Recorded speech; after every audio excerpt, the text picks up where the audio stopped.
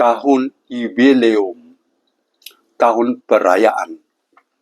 Tahun jubileum atau tahun perayaan baru-baru ini diumumkan lagi oleh Santo Bapa Paus Leo ke-14 kepada umat Katolik sedunia bahwa mulai 10 Januari 2026 sampai 10 Januari 2027 diumumkan tahun jubileum Santo Fransiskus dari Assisi. Jadi khusus ini, jubileum ini perayaan khusus dengan meneladani Santo Fransiskus dari Assisi. Dan 3 hal khusus yang dikemukakan yaitu perdamaian, pertobatan, dan persatuan. Atau dengan istilah lain, yaitu perdamaian, pertobatan, dan rekonsiliasi. Ini menjadi topik utama dari tahun jubileum ini. 10 Januari 2026 sampai 10 Januari 2027. Jadi setahun ini penuh kita diarahkan untuk pertama-tama perdamaian. Dan itu memang satu spiritualitas khusus dari Santo Fransiskus dari Assisi. Perdamaian, berdamai. Tapi berdamai, kalau sudah mulai berselisih, bertengkar, atau sampai kepada berperang, tidak ada pertobatan, tidak ada guna. Jadi, perdamaian harus diikuti dengan pertobatan. Berdamai dan bertobat, lalu tidak bersatu, percuma. Maka, Santo Bapa mengarahkan kita untuk meneladani Santo Fransiskus dari Assisi dalam 3 hal ini, yaitu berdamai, bertobat, dan bersatu. Rekonsiliasi.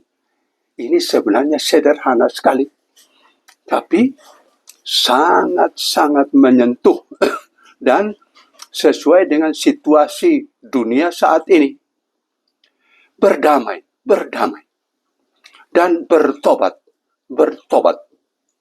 Lalu bersatu, pulihkan keadaan.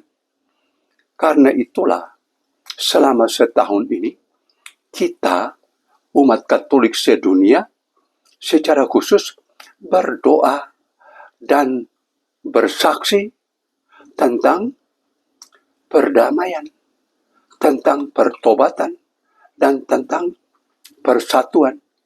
Itu diarahkan kepada umat Katolik. Tetapi seruan seperti ini diarahkan untuk kepada siapapun saja yang berkehendak baik. Sehingga dengan demikian maka kita, setiap umat Katolik, mulai menyerap seruan ini dan melaksanakannya dengan doa dan kesaksian dalam hidup sehari-hari. Berdamai, bertobat, dan bersatu. Ini kita disadarkan selama setahun ini. Ini yang disebut tahun jubileum atau tahun perayaan. Perayaan untuk menyadarkan diri kita bahwa Tuhan mengarahkan kita, Tuhan memberikan kita rahmat dengan cara meneladani Santo Fransiskus dari Assisi yang tahun ini genap 800 tahun meninggal dunia. Jadi 800 tahun lalu Santo Fransiskus dari Assisi itu hidup di Assisi dan kemudian dia digelarkan kudus dan kita meneladani Santo Fransiskus Assisi dalam 3 hal ini: berdamai, bertobat, dan bersatu. Ini saja teman-temanku. Dan kepada setiap orang, lintas agama, lintas suku, tema ini tetap aktual untuk dilaksanakan, yaitu berdamai, bertobat, dan bersatu. Tuhan, kami bersyukur karena kami diberi kesempatan untuk menghayati 3 hal ini: berdamai, bertobat, dan bersatu. Terpuji dan Dikau, ya Tuhan, agar kami tetap dituntun untuk merayakan tahun jubileum 10 Januari 2026 sampai 10 Januari 2027, tahun jubileum.